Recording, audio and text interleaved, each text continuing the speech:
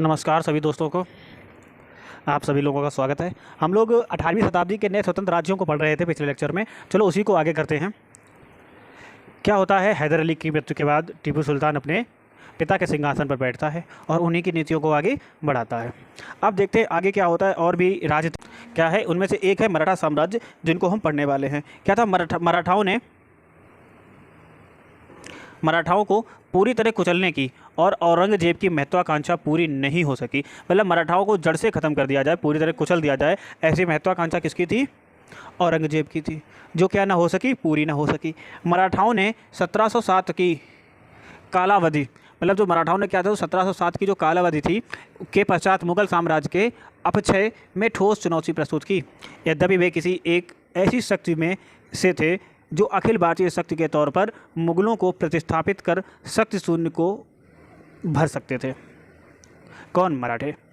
वे अपनी एकता के अभाव और गैर प्रगतिशील विचारों एवं दृष्टिकोण के कारण ऐसा करने में विफल हो गए।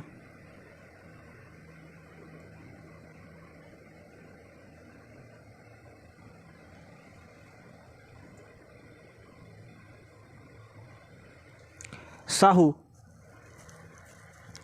शिवाजी का पोता है, जो 19 वर्षों तक सम्मानपूर्वक मुगलों की कैद में रहा। कौन रहा? शाहू।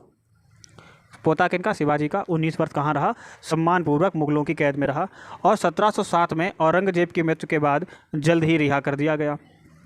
शाहू और ताराबाई, जो उसकी ताई थी, के बीच 1714 तक खुला संघर्ष चलता रहा। कैसा संघर्ष चला? खुला संघर्ष चला 1714 तक। ठीक है। अपने विश्वसनीय और सक्षम मंत्री बालाजी विश्वनाथ की मदद से शाहू क्या हुए? विजय हुए। 1713 में शाहू ने बालाजी को पेशवा या प्रधानमंत्री बनाया, क्योंकि उसे स्वयं प्रशासनिक अनुभव नहीं था।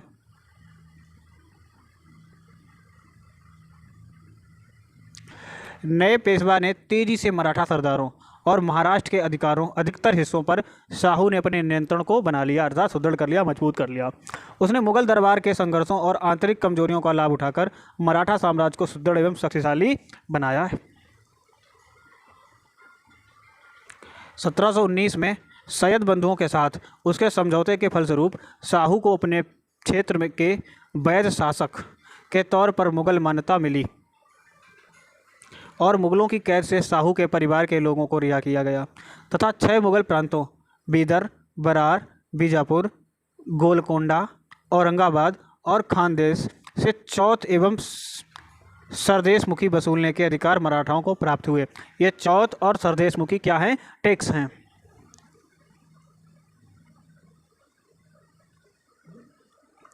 इसके बदले में शाहू मुगल शासक फारूक सियर की सेवा में 15,000 अश्वरोही सेना का एक दल देने, दक्कन में विद्रोह एवं लूटपाट रोकने और वार्षिक रूप से मुगल शासक को 10 लाख रुपए की भेंट देने पर सहमत हुआ। हालांकि बालाजी ने फारूक सियर को उखाड़ फेंकने में सैयद बंधुओं की क्या की मदद की। बाजीराव प्रथम ने अपने पिता बालाजी विश्वनाथ की मृत्यु के बाद 1720 में मात्र 20 वर्ष की आयु में पेशवा का पद संभाला। और क्या है, बाजीराव मराठा शक्ति को उल्लेखनीय रूप से विस्तारित करने में क्या हुआ? सफल हुआ। कौन? बाजीराव प्रथम। उत्तर में उसने 1728 में मालवा और 1731 में गुजरात पर विजय प्राप्त की। उसने बुंदेलखंड पर कब्जा किया, दक्कन में पालखेड़ा में हैदराबाद के निजाम को पराजित किया और इन क्षेत्रों से राजस्व एकत्रित करने का अधिकार भी सुनिश्चित कर लिए। 1733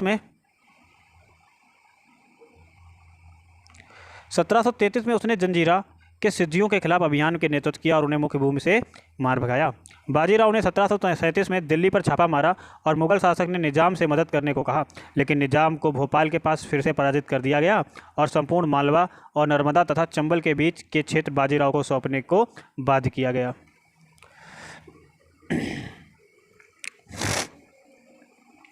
निजाम को मराठाओं को युद्ध की क्षतिपूर्ति का भुगतान करने को कहा गया। किनको? निजाम को, कि मराठाओं को युद्ध में जो क्षति मिली है उसका आप क्या करिए? भुगतान करिए।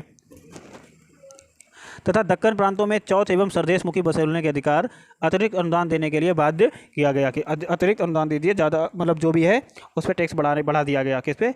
चौथ पे और सरदेश मुखी पे। इस प्रकार 1740 तक जब बाजीराव की मृत्यु हुई, कब तक? 1740 तक बाजीराव की मृत्यु हुई तो क्या था? मराठा केवल क्षेत्रीय शक्ति नहीं रह गए थे, अपितु उन्होंने विस्तारवादी साम्राज्यवाद का दर्जा प्राप्त किया। बालाजी बाजीराव नाना साहब के नाम से भी जाने जाते थे। 1740 में पेशवा बने और 1761 तक उन्होंने शासन किया। वह अपने पिता के सही उत्तराधिकारी सिद्ध हुए। कौन? बालाजी बाजीराव। 1749 में राजा साहू की मृत्यु के बाद साहू जी की राजा साहू की मृत्यु के साथ बालाजी बाजीराव मराठा राज्य के वास्तविक और व्यवहारिक शासक बन गए थे। मराठा शक्ति का विस्तार तीसरे पेशवा के अंतर्गत भी निरंतर जारी रहा। बालाजी राव के अंतर्गत मराठा शक्ति को ने मालवा, गुजरात और बुंदेलखंड के क्षेत्रों पर नियंत्रण करके मध्य भारत पर नियंत्रण कर लिया था। दक्षिण भारत पर पारस्परिक रूप से आसानी से नियंत्रण कर लिया गया। बाजीराव के नेतृत्व में मराठा शक्ति ने उत्तरी भारत की ओर कूच किया और दिल्ली दरबार में मराठा प्रभाव को स्थापित कर दिया। जब दिल्ली में मराठा का प्रभाव स्थापित हुआ, इमाद उल मुल्क को मराठाओं के मौन समर्थन से मुगल दरबार में वजीर बना दिया गया। किसको? इमाद उल मुल्क को, जो वास्तव में मुगल सिंहासन के पीछे की शक्ति बन गए थे। बालाजी बाजीराव ने जल्द ही पंजाब को भी अपने नियंत्रण में कर लिया, जिस पर उस समय अहमद शाह अब्दाली का सहायक शासन कर रहा था। इसके परिणाम स्वरूप मराठा और अफगानों के बीच झगड़े का जन्म हुआ। किसके बीच? मराठा और अफगानों के बीच क्या हुआ था? झगड़े का जन्म हुआ और 1761 में पानीपत के युद्ध के रूप में अपनी पराकाष्ठा पर पहुंच गया। तो 1761 में क्या हुआ? पानीपत का युद्ध हुआ। 14 जनवरी 1761 को दोनों सेनाएं ऐतिहासिक स्थल पानीपत में एक दूसरे के सामने खड़ी हुई थी। तलवार लिए, धनुष लिए, बाण लिए, तोपे लिए, गोले लिए, घोड़े लिए, हाथी लिए, सब कुछ लिए खड़ी थी, लड़ने को तैयार थी। मराठा सेना का अफगान की सेना के सामने कोई मुकाबला नहीं था। अफगान की जो सेना थी कैसी थी? अत्यंत भयंकर और शक्तिशाली थी। अफगानी सेना पश्चिमी तर्ज पर कैसी थी? प्रशिक्षित थी। मगर फिर भी सेनापति विश्वराव, पेशवा का छोटा पुत्र, और सदाशिवराव भाऊ, पेशवा का चचेरा भाई, सहित युद्ध भूमि में लगभग 28,000 मराठा मारे गए। ये लोग क्या होते हैं? युद्ध में मारे जाते हैं, शहीद हो जाते हैं।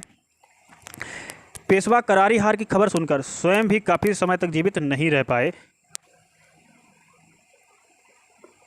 पानीपत का युद्ध नकारात्मक रूप से निर्णायक रहा। पानीपत युद्ध मराठाओं के लिए विध्वंसक साबित हुई, जिसने उनके अखिल भारतीय साम्राज्य के स्वप्न को चकनाचूर कर दिया। जैसा कि वे अपनी सेना के मुख्य लोगों के साथ राजनीतिक प्रतिष्ठा भी खो चुके थे। एक युद्ध हारे, सब कुछ खो दिए हैं। ऐसा प्रतीत हुआ कि साम्राज्य अहमद शाह अब्दाली की गिरफ्त में आ गया, लेकिन इसी समय उसके मुलाजिमों ने 2 वर्ष से बकाया वेतन न मिलने के कारण बगावत कर दी और अब्दाली को मजबूरन अफगानिस्तान क्या लौटना पड़ा? वापस लौटना पड़ा। इन्हें वापस लौटना पड़ा। मराठा को देखेंगे। इस प्रकार राजसी साम्राज्य ने अफगान एवं मराठा दोनों को नकार दिया। उत्तरी भारत में शक्ति शून्य पैदा हो गया, जिसे विभिन्न साम्राज्य आगामी 4 दशकों तक भरने का व्यर्थ प्रयास करते रहे, कोई भर नहीं सका। इस प्रकार पानीपत के तीसरे युद्ध ने यह निर्णय नहीं किया कि भारत पर कौन शासन करेगा। यह निर्णय किया कि कौन शासन नहीं करेगा। जो मरता गया वो शासन नहीं कर सकता। युवा माधवराव 1761 में चौथे पेशवा के रूप में मराठा के भविष्य को अपने योग्य मंत्री नाना फडणवीस की सहायता से 11 वर्षों की छोटी समय अवधि तक संभालने में सफल रहा। 1771 में मराठाओं ने दिल्ली में शाह आलम को मुगल शासक बनने में सहायता प्रदान की, लेकिन माधवराव की समय पूर्व मृत्यु ने फिर असमंजस की स्थिति पैदा कर दी थी और उत्तराधिकारी की लड़ाई ने पूना में केंद्रीय सत्ता को फिर से क्या कर दिया था? प्रभावित कर दिया था।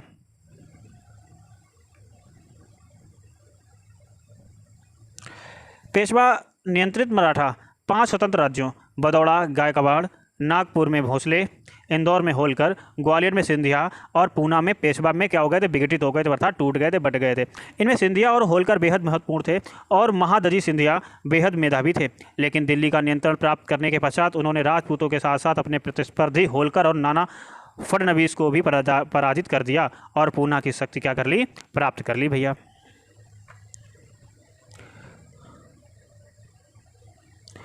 महादास जी सिंधिया की उस समय मृत्यु 1794 में हुई, जब यह प्रतीत होने लगा कि वे साम्राज्य का निर्माण कर सकते हैं।